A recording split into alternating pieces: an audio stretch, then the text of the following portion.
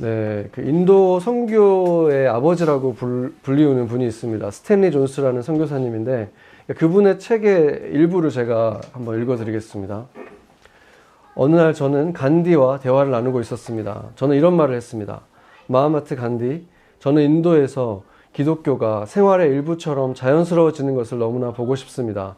기독교가 더 이상 외국 사람 또는 외국 정부와 동일시되지 않았으면 좋겠습니다. 하루빨리 기독교가 인도인의 삶의 일부가 되고 인도의 정신을 향상시킬 뿐만 아니라 인도를 구원하는 힘이 되었으면 좋겠습니다. 간디는 제 말을 듣고 아주 엄숙하고 진지한 자세로 이렇게 대답했습니다. 이런 말을 하고 싶군요. 우선 여러분 기독교인들과 선교사들을 포함한 모든 서양인들이 오늘부터 예수 그리스도처럼 살아가도록 하십시오. 그러고는 더 이상 말을 하지 않았습니다. 그 짧은 말로 충분했죠. 저는 간디의 눈을 통해 인도의 3억, 그때는 3억이었어요, 인구의 영혼을 보고 있습니다. 저는 간디의 음성을 통해 아시아의 수억의 인구들의 외침을 들었습니다.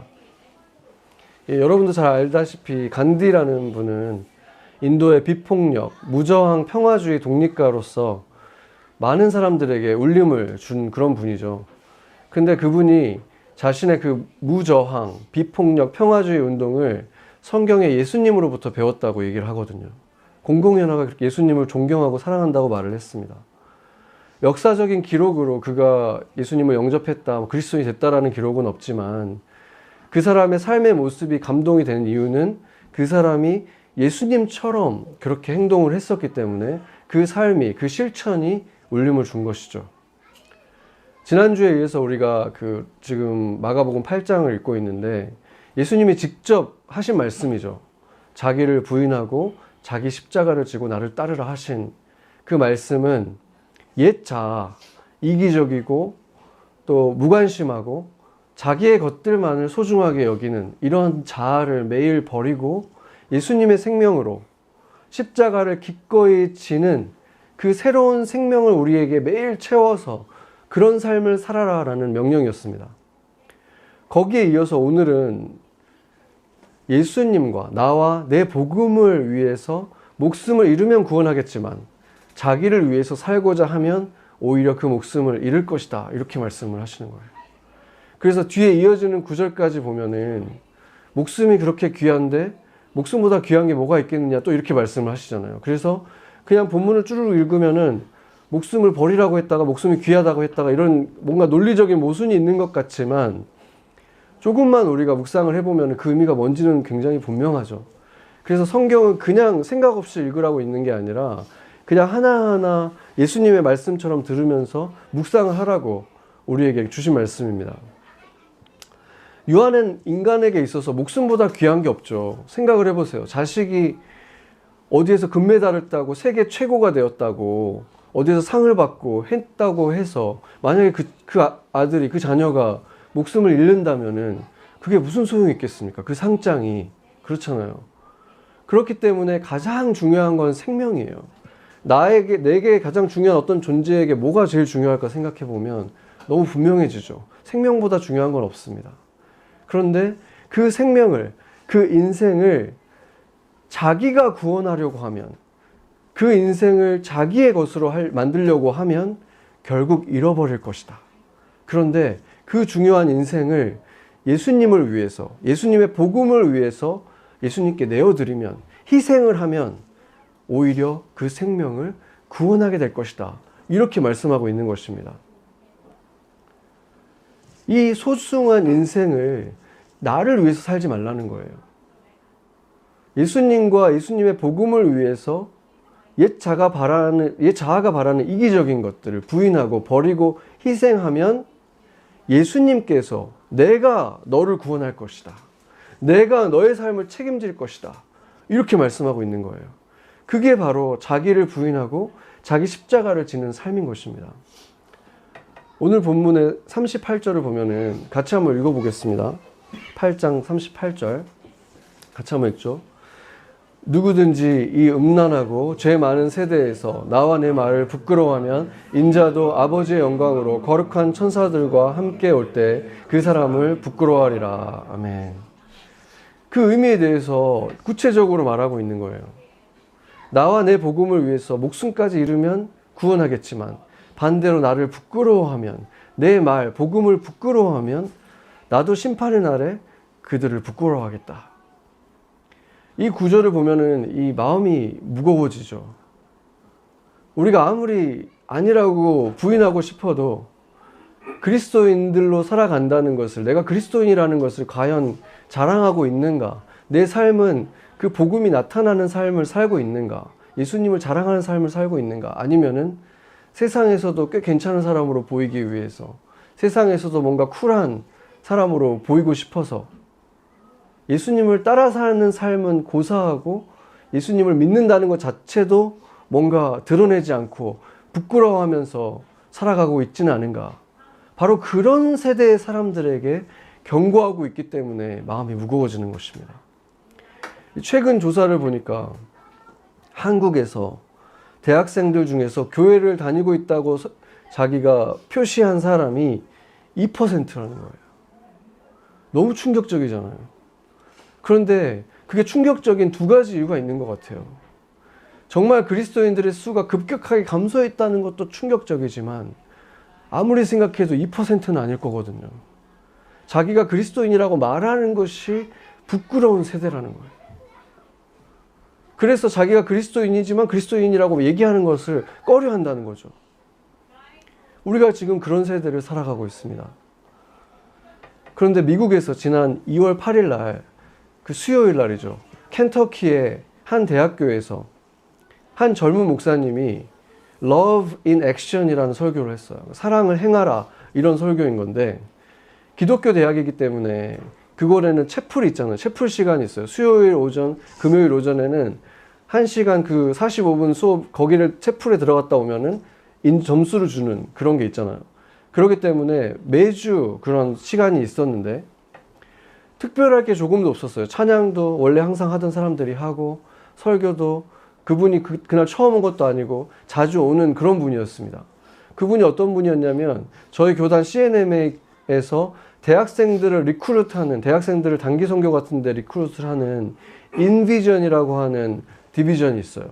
그러니까 인비전 소속에 많은 이제 그 대학생들을 섬기는 분들이 있는데 그 중에 한 분인 거예요. 그분이 설교를 하시는데 제가 그거를 찾아서 이제 채플 시간이었으니까 있더라고요. 그 홈페이지에. 들어가서 봤는데 막 이렇게 말씀을 막 잘하는 그런 스타일이 아니에요. 막 무섭게 뭐 카리스마 있게 하는 그런 스타일도 아니에요.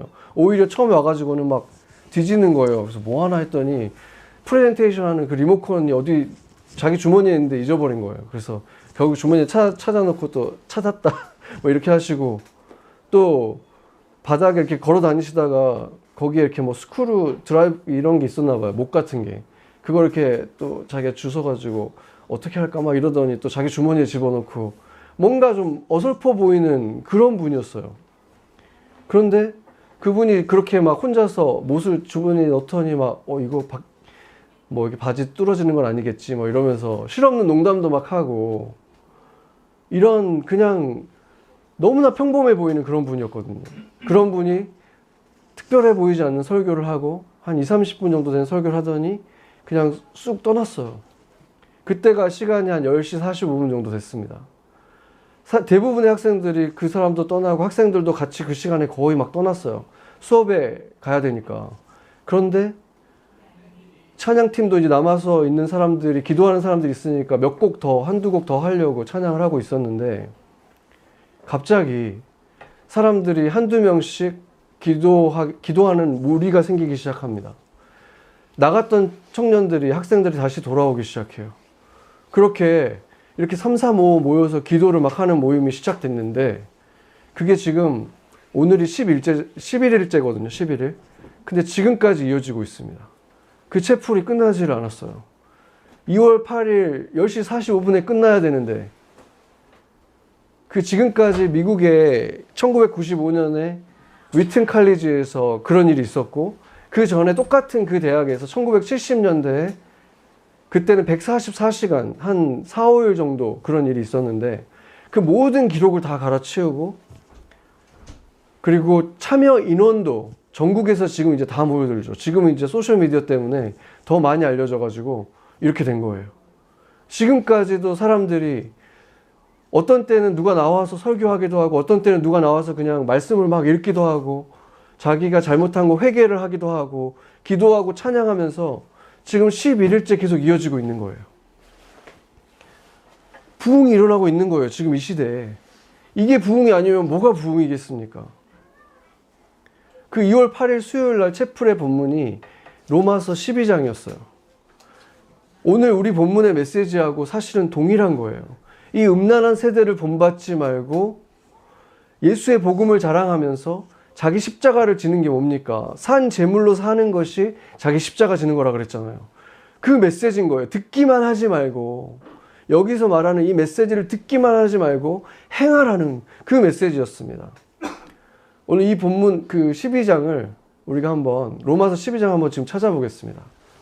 우리가 같이 한번 읽어보면 좋을 것 같아요. 로마서 12장을 한번 찾아가지고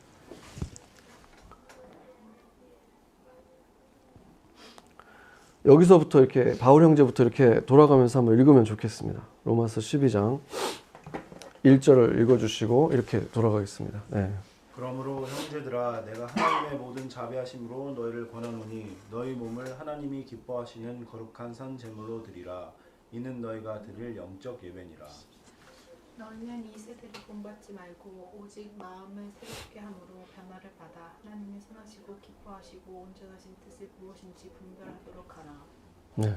내게 주신 은혜로 말미암아 너희 각 사람에게 말하노니 마땅히 생각할 그 이상의 생각을 품지 말고 오직 하나님께서 각 사람에게 나누어 주신 믿음의 분량대로 지혜롭게 생각하라.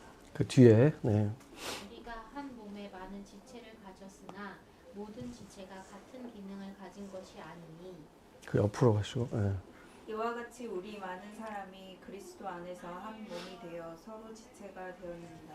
네, 성진 간사에게 가죠. 우리에게 주신 은혜대로 받은 은사가 각각 다르니 꼭 예언이면 믿음의 분수대로 그 뒤로 가세요.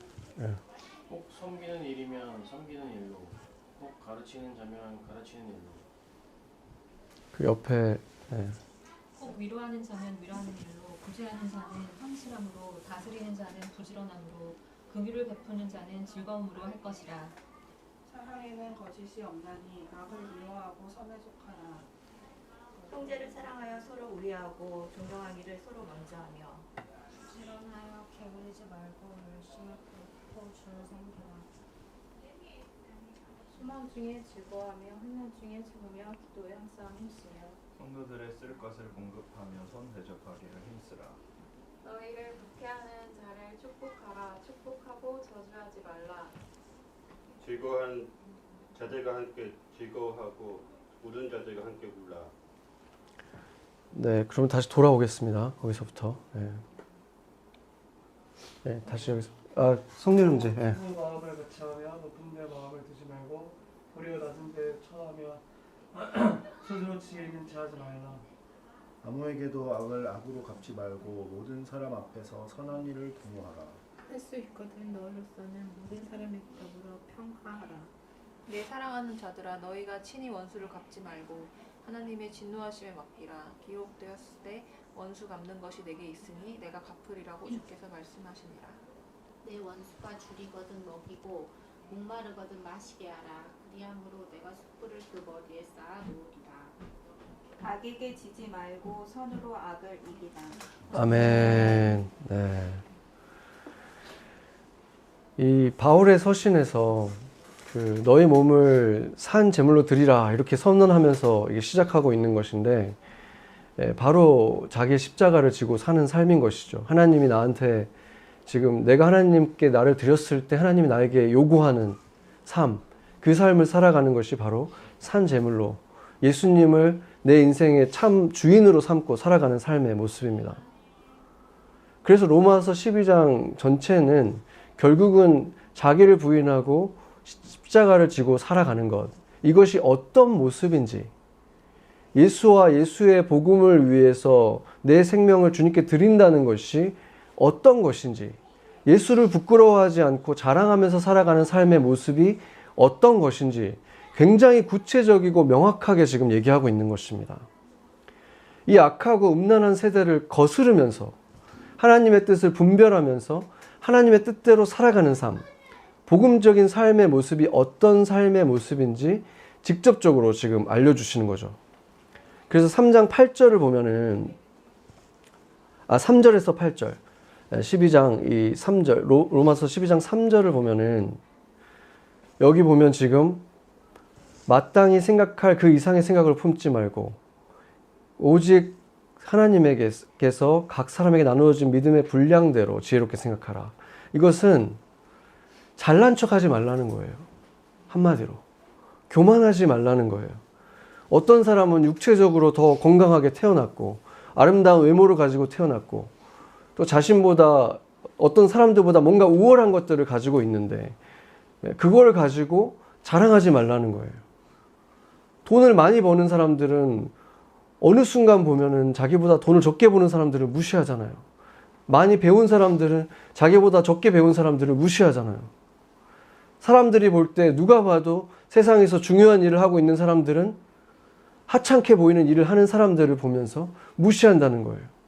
그런데 그 일들은 왜 일어나는가? 약육강식이잖아요. 동물의 세계하고 똑같은 거예요. 인간이 하나님을 떠나면은 동물이 되는 거예요. 동물처럼 가치 판단을 하고 동물처럼 살아가는 것입니다. 자기보다 강한 사람 앞에는 주눅 들고 약한 사람들 앞에서는 교만하고 그렇게 살아가는 거예요. 그런데 그들이 자랑하는 그 모든 것들, 그 외모, 인기나 건강이나 가진 것들, 이게 과연 얼마나 지속되는 것입니까? 그게 뭐 100년, 1000년 지속되는 것입니까? 인생에서 그렇게 그들이 잘난 척 할 수 있는 그 시간이 얼마나 되겠습니까? 인생 안에서도 짧은 시간에 불과하고 영혼과 비교하면은 찰나에 불과한 그걸 가지고 잘난 척을 하다가 영원히 후회하게 된다는 것입니다.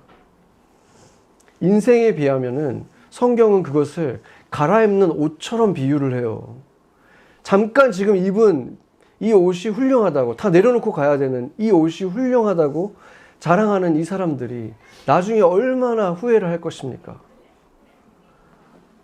마치 아기 백조를 알아보지를 못하고 괴롭히던 새끼 오리들처럼 부끄러움을 당하고 민망해지는 날이 반드시 오는 것입니다. 10절을 보면은 존중하기를 서로 먼저 하라고 말하고 있습니다. 자기가 지금 높이 있다고 생각하는 사람들한테 말하는 거예요. 자기보다 월급을 적게 받는 사람을 존중할 수 있을까요? 자기보다 회사에서 어느 공간에서 직급이 낮은 사람을 진심으로 존경할 수 있을까요? 위선적으로 예의 바르게 구는 거 말하는 게 아니에요. 속으로는 무시하면서 예의 바르게 구는 게 아니라 진심으로 존경할 수 있냐는 거예요. 세상에서는 불가능해 보이는데 그것을 어떻게 하라고 하는 것일까요? 지난주 금요일 날 아시는 분들도 있지만 저희 아이가 다쳐서 응급실에 갔는데 조금 다쳤어요. 크게 다치지 않았는데 감사하게도 병원의 모든 사람들이 정말 따뜻하게 우리를 친절하게 대해줬습니다. 몇몇 분들은 아이가 붙들고 있는 고양이 인형이 뭐냐고 이렇게 물어보기도 하고 이렇게 굉장히 친근하게 아이의 긴장을 풀어주려고 노력하는 모습들이 정말 참 감사했어요. 근데 이 애가 이제 긴장을 하고 있어서 그런지 고양이 이름도 말도 안 해주고 이렇게 차갑게 애가 굴었어요, 조금. 근데 연세가 좀 있으신 좀 할아버지 같이 보이는 어떤 그 남자 간호사분이 오셨는데 그분이 이제 그 아이를 바라보는데 정말 따뜻한 눈으로 몸을 이렇게 숙이셔가지고 대화를 또 똑같은 걸 또 시도하시는 거예요. 인형 이름이 뭐냐, 어떤 만화 좋아하냐, 어떤 주인공 좋아하냐 이렇게 물어보는데 신기하게 애가 대답을 하기 시작하는 거예요. 나중에 보니까 이분이 역할이 뭐냐면은 수술을 할 때 이 애 머리가 움직이면 안 되니까 그 머리를 이렇게 잡고 있는, 붙들고 있는 그 역할을 하는 분이었는데 간단한 수술이었어요. 근데도 이제 저는 좀 그런 걸 무서워하는 사람이라 피 이런 걸 잘 못 봐서 이렇게 고개를 계속 이렇게 보다가 돌리다가 이렇게 계속 이렇게 하면서 이제 계속 기도를 했어요. 근데 그러다가 제가 그분을 보게 된 거예요. 그러니까 그분이 이 아이를 이렇게 잡고 이러고 있는데 정말 이렇게 미동도 하지 않고 아이를 정말 이렇게 주시하면서 보고 있더라고요. 근데 이게 움직이면 안 되잖아요. 그러니까 아마 꽉 붙들고 있었을 것 같은데 그 어떤 느낌이 드냐면은 그냥 아프게 그냥 꽉 붙들고 이런 느낌이 아니라 이 애의 볼을 이렇게 다 감싸주고 따뜻하게 감싸주고 있는 것처럼 보이는 거예요. 그래서 저한테 그게 너무 큰 감동이 되는 거죠. 그래서 수술이 끝났을 때 저도 모르게 의사보다 그분한테 더 고맙다고 제가 막 인사를 했어요. 근데 그분이 저를 보면서 그분도 약간 이렇게 정말 자기 애를 본 것처럼 수고는 내가 한 게 아니라 얘가 다 했다고 그렇게 말해 주시더라고요. 그 음성과 그 눈빛이 잊혀지지 않는 거예요. 그날 만난 정말 모든 분들이 정말 너무 친절했어요. 신기할 정도로 따뜻하게, 뭐 주차해주는 분들까지도 따뜻했는데 그 따뜻하게 아이를 대해주고 진심으로 아이를 정성을 다해서 이렇게 아이를 감싸주고 있던 그분이 잊혀지지 않는 거예요. 근데 그분의 직책이 뭔지는 제가 잘 모르겠지만 적어도 그 병원이라는 공간에서 가장 직급이 높은 사람이거나 누가 봐도 뭐 가장 중요한 일을 한다거나 월급을 가장 많이 받는 분은 아닐 것 같아요. 그런데 자기의 일을 할 때 정말 사랑을 다해서 임하고 있는 분이었던 거예요. 자기의 일을 맡은 그 일을 진심으로 사랑을 다해서 하고 있는 그분을 볼 때 영혼 속에서 너무나 고귀한 한 영혼을 본 것 같았어요. 그래서 그 사람에 대한 깊은 존경심이 제 안에서 생기는 것을 경험했습니다. 결국 영원한 왕국에서 우리는 다 살아가게 될 그리스도인들이잖아요. 우리에게 있어서 지금 우리가 살아가는 이 인생은 잠깐 방문한 단기 선교 같다고 했잖아요. 잠시 지나가는 여행지 같은 곳에서 남들보다 조금 더 화려한 텐트 가지고 있다고, 그것을 잠시 가졌다고 잘난 척하고 잘난 줄 아는 것이 얼마나 어리석은 것입니까? 이어지는 이 로마서 12장을 계속 보면은 원수까지 사랑하라고 하고 사랑의 정의가 무엇인지 아주 선명하게 알려주시는 거예요. 이 사랑에 대해서 알려주면서 예수님이 뭐를 말씀하시냐면은 겸손을 먼저 말씀하고 있어요. 이렇게 사랑해야 된다 말하기 전에 너희가 서로를 존경해라, 이 말을 먼저 하고 있거든요. 왜 겸손을 먼저 얘기하고 있는가? 사랑이 더 중요한 거 아닌가? 왜냐하면 참된 겸손이 없이는 누구도 자기 자신도 참되게 사랑할 수가 없기 때문인 거예요. 아까 간디와 대화했던 그 스탠리 존스라는 그분은 인도에서 30년을 그 선교사로 지내셨는데 정말 예수님처럼 살았던 분이에요. 우리가 그것을 알 수 있는 이유가 뭐냐면 지금도 많은 인도의 크리스찬들은 그 자녀들의 이름을 스탠리 존스라고 이름을 붙여요. 제 신학교 때 인도 교수님이 계셨거든요. 그분 이름이 스탠리 존스였어요. 그래서 나는 왜 인도 사람 이름이 스탠리 존스지? 했는데 우리가 막 성경 인물들의 이름으로 애들 이름을 지어주잖아요.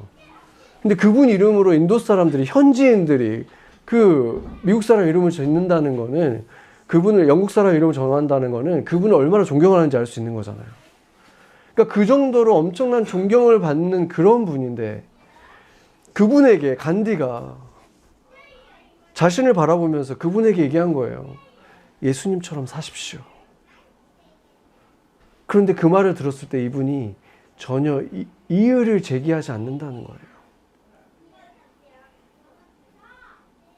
나 정도면 됐다고 얘기하지 않는 거예요. 오히려 자기 자신과 서구의 교회들을 돌아보면서 회개를 하는 거예요.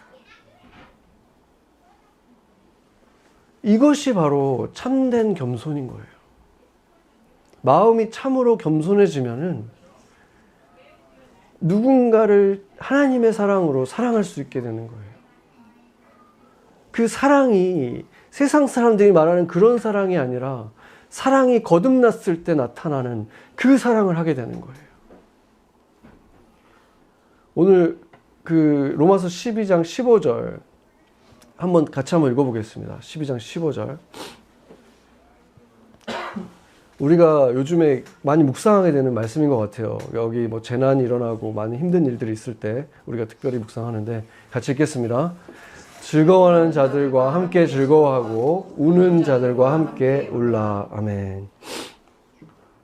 이 우리가 지금 말하는 이 대상이 가깝게는 여기 우리 형제들부터 멀리 지금 슬픔을 당한 우리 시대에 같이 살아가고 있는 지금 오늘 이 순간에 고통을 당하고 있는 전쟁이나 재난 속에 있는 그 사람들을 생각할 때 우리가 가슴이 아프고 그들을 위해서 또 울면서 기도도 하고 그렇게 되잖아요. 그러니까 이게 바로 그들이 또 우리에게 이렇게 같이 울어주는 대상이 되는 거죠. 그런데 우는 자들과 함께 우는 것과 즐거워하는 자들과 함께 즐거워하는 것 중에 이 둘 중에 어떤 것이 더 힘들까요? 어떤 게 더 어려운 일일까요? 언뜻 생각하면은 즐거워하는 자들 같이 즐거워하는 게 좋을 것 같지만 실상은 그렇지가 못합니다. 친구나 뭐 교회 형제나 자매가 슬픈 일을 겪잖아요. 그러면은 다 둘러싸고 눈물로 안타까워하면서 기도를 해줍니다.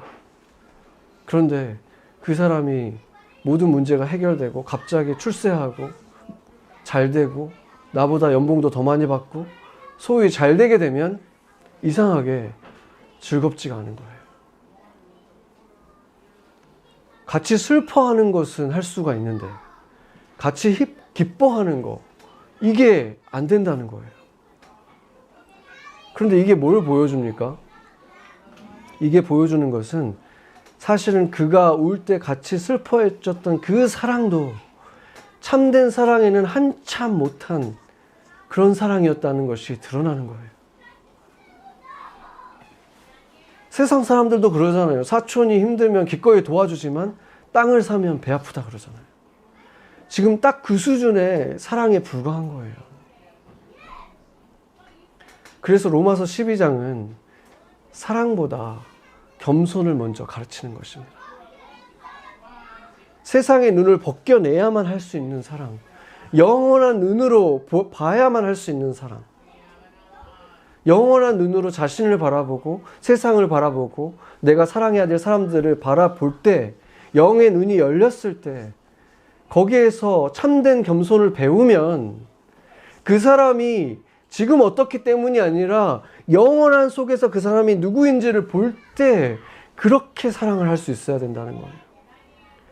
그래야만 우는 자와도 참되게 같이 울어주고 즐거워할 때 같이 진심으로 기뻐해주는 그것이 가능해지는 거예요.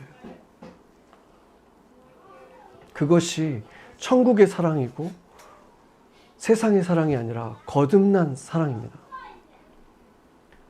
정말 많은 사람들이 이런 질문을 해요. 저도 여러 번 얘기하기도 했지만 지난주에도 누가 저한테 그걸 물어봤거든요.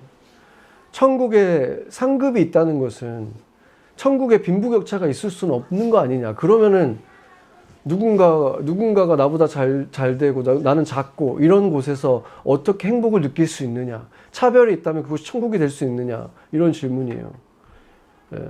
제가 명확하게 말할 수 있는 거는 천국에는 가난한 자가 없잖아요. 그러니까 빈부격차라고 말할 수는 없겠지만 왜냐하면 그곳은 왕국이고 그것을 다스리는 왕이 완벽한 사랑의 분이기 때문에 절대 가난한 자가 있을 수가 없지만 그러나 분명히 상급의 차이가 있다.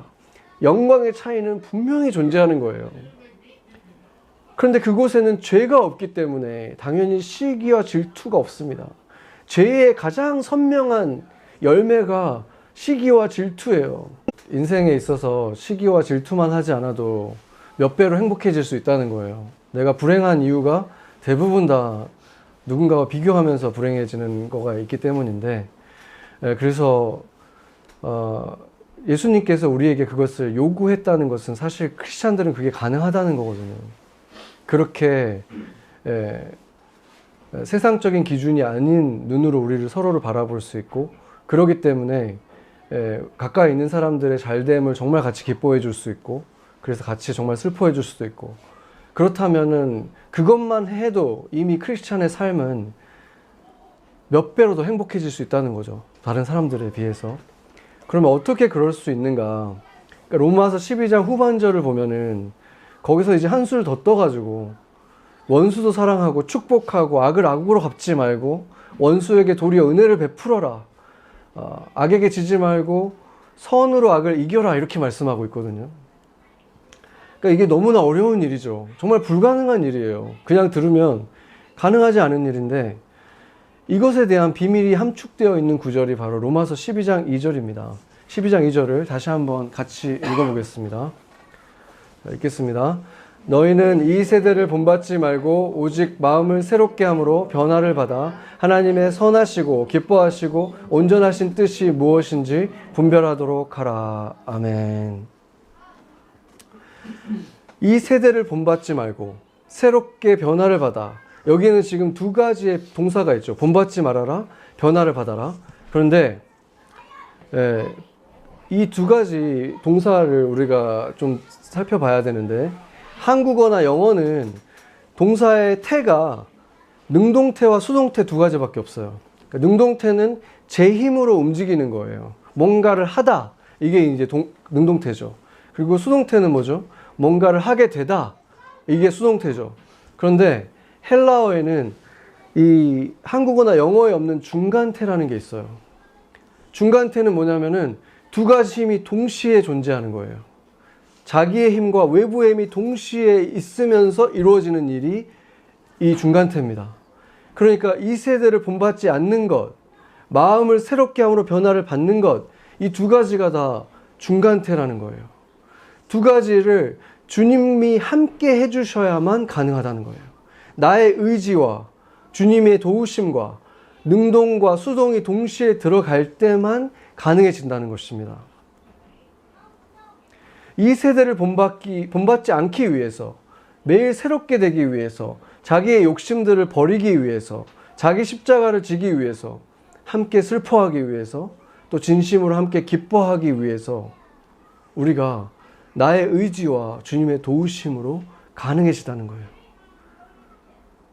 영혼의 관점으로 지금의 이 상황을 바라보고, 영혼의 관점으로 나를 바라보고, 세상을 쫓지 않고 주님의 관점으로 예수님과 예수님의 복음을 위해서 아무것도 아까워하지 않을 수 있는 것도 나의 의지와 주님의 도우심으로 가능해지다는 거예요. 그러면은 그 사람의 삶에, 그 사람의 생각에 하나님 나라가 임하는 것입니다. 그 사람은 참되게 겸손할 수밖에 없는 거예요. 영혼의 관점으로 자신을 바라볼 수 있어요. 이 사람은 항상 뭐 못합니다 얘기하는 게 아니라 할 수 있는 것은 할 수 있다고 말하고 할 수 없는 것은 못한다고 얘기할 수 있는 거예요. 그거에 있어서 부끄러워하지 않는 거예요. 그것이 참된 겸손입니다. 남이 나보다 잘하는 것이 있으면 그것을 그대로 인정해 줄 수 있는 거예요. 영혼의 관점으로 나를 바라보고 그 사람을 바라볼 때 참되게 겸손하고 참된 사랑을 할 수 있는 것입니다. 그래서 부흥이 일어나는 곳들에 일어나는 공통적인 현상이 있어요. 지금까지 모든 부흥의 역사마다 똑같이 일어나는 것이 뭐냐면, 평소라면은 자기 자존심이 상해서 도저히 꺼내놓을 수 없는, 입에 담을 수도 없는 금기어, 이거를 고백하게 되는 일들이 일어나는 거예요.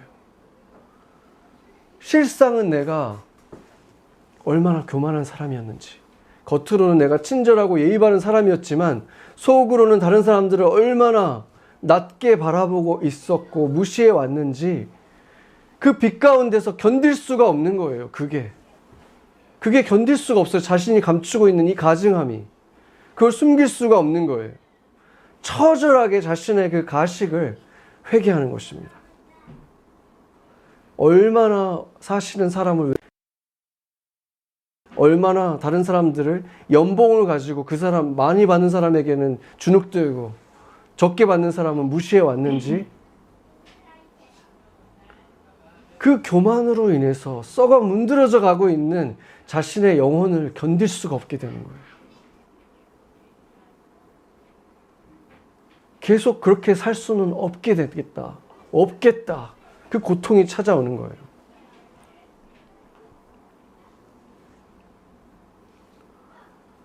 겸손하게, 신실하게 하나님이 지금 나에게 맡겨준 일들, 내가 감당할 수 있으니까 주신 이 일들에 충성하고 기뻐하면서 천국을 누리는 삶을 주님은 우리에게 요구하시는 것입니다. 왜 이런 부흥이 일어나면 명문대 아이비리그가 아니라 켄터키 같은 시골에 있는 이런 들어보지도 못했던 대학에서 한 번도 들어본 적 없는 무명의 설교자, 이런 사람을 통해서 찾아왔을까? 부흥은 왜 항상 그런 사람을 통해서 오는 걸까? 며칠 후에 그 체포를 다시 찾은 자크 목사, 그분은 얼마나 당황스러웠겠습니까? 그래서 그 앞에서 그분이 얘기하는 거예요. 이번에는 울먹울먹 거리더라고요. 자기 눈앞에 일어나고 있는 일이 믿겨지겠습니까? 자기가 설교하고 떠나고 지금까지 예배가 이루어지고 있는데 뭔가 이분이 느낌이 두려움에 떨고 있는 것 같은 느낌이 있는 거예요. 경외가 있는 거예요. 이게 어떻게 된 일인가? 자기도. 그러면서 얘기하더라고요. 이 모든 것은 결코 자기와는 관계가 없습니다. 자기가 한 일이 전혀 없습니다. 주님이 하신 일입니다. 이러면서 울먹거리는 거예요.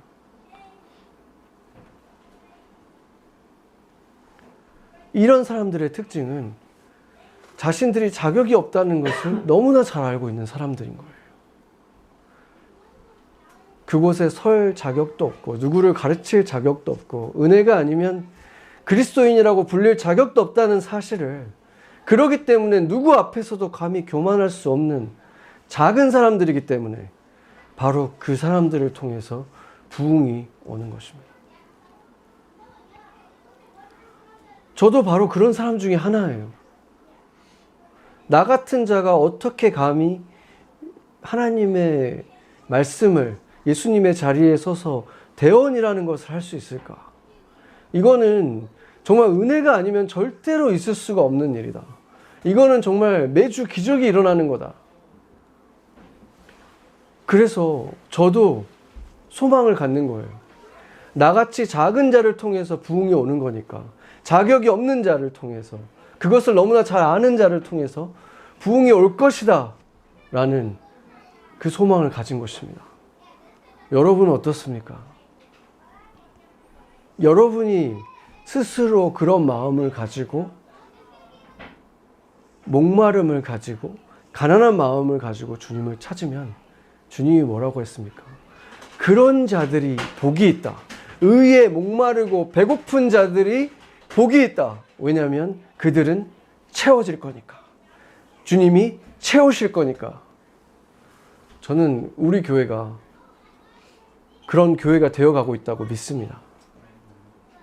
그래서 부흥은 대단한 건물을 가지고 있는 그런 곳에서 오는 게 아니라 어디든 거기에 예배가 있다고 하면 그냥 찾아가고 거기 와서 조금도 불만이 없이 기뻐하면서 찬양하고 예배드리는 작은 사람들을 통해서 오는 것입니다. 그리고 오늘 우리에게 부흥이 임할 것입니다. 같이 기도하겠습니다.